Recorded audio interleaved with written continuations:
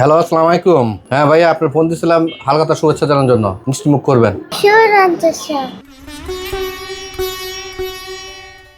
আগের বছরের দেনা পাওনা চুকিয়ে নতুন বছরে শুরু হবে নতুন হিসেব, কিন্তু হালখাতার সেই ঐতিহ্যে লেগেছে প্রযুক্তির ছোঁয়া।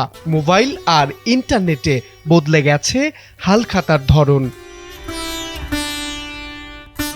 মোগল সম্রাট আকবরের সময় 1584 সালে বাংলা সন প্রবর্তনের পর থেকেই হালখাতার যাত্রা শুরু। রাজস্ব আদায়ের দিন থেকে শুরু হওয়া এই প্রথা আজও ব্যবসায়ীদের সামাজিক বন্ধনের অংশ। এখন তো ডিজিটাল হয়ে গেছে যুগ। এখন আমাদের আর ওই আগের মতো ওই দেখা গেছে নিমন্ত্রণ পত্র অথবা কার্ড যেটা আমরা পয়লা বৈশাখে দিয়ে থাকতাম সেটার এখনই দিতে হয় না।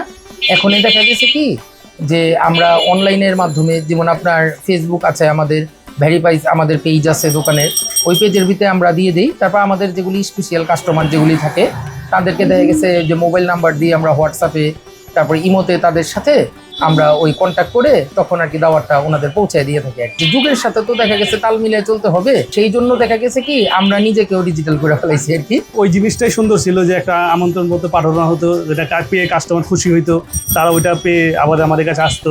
আগের যে যুগটা ছিল, যেমন আগে আমরা একসময় পয়লা বৈশাখ করতাম, শুধু কার্ডের যুগ ছিল, শুধু আমরা একটা হালখাতার যে কার্ড আছে কার্ডের যুগটা ছিল। এখন কিন্তু কার্ডের যুগটা নেই, এখন হচ্ছে আপনার ডিজিটাল যুগ। মানুষ হচ্ছে এখন হচ্ছে মোবাইলে সবকিছু পেয়ে যাচ্ছে। আমরা ওইরকম মোবাইলে সবকিছু দিচ্ছি, ডিজিটাল যুগের সাথে তাল মিলিয়ে তো আমাদেরকে চলতে হবে। শুধু হিসাব নয়, হালখাতা মানেই ছিল সম্পর্ক নবায়নের এক উপলক্ষ। ক্রেতা বিক্রেতার মধ্যে গড়ে উঠত আস্থার বন্ধন। হালখাতা করার পরে যেমন আমাদের একটা গিফট দেবে, তারপরে নববর্ষের মিষ্টি এগুলা দেবে, আমরা আনন্দিত এবং দাদারা দিয়ে আমাদেরকে খুব আনন্দ পায়। বছরের প্রথম একটা নববর্ষে হালখাতা করে দাদারাও উপকৃত হয়, আমরাও আনন্দিত হই। সবসময় কেনাকাটা করি আমরা, পুরাতনটা শেষ করে নতুনটা আবার শুরু করি। আমাদের কাছে হালখাতা আসলে অনেক ভালো লাগে। প্রযুক্তির চাপে ধীরে ধীরে হারিয়ে যাচ্ছে হালখাতার ঐতিহ্য। ডিজিটাল হিসাব দখল করে নিচ্ছে পুরনো খাতার জায়গা। এর প্রভাব পড়েছে হালখাতার খাতা বিক্রেতাদের ওপরও।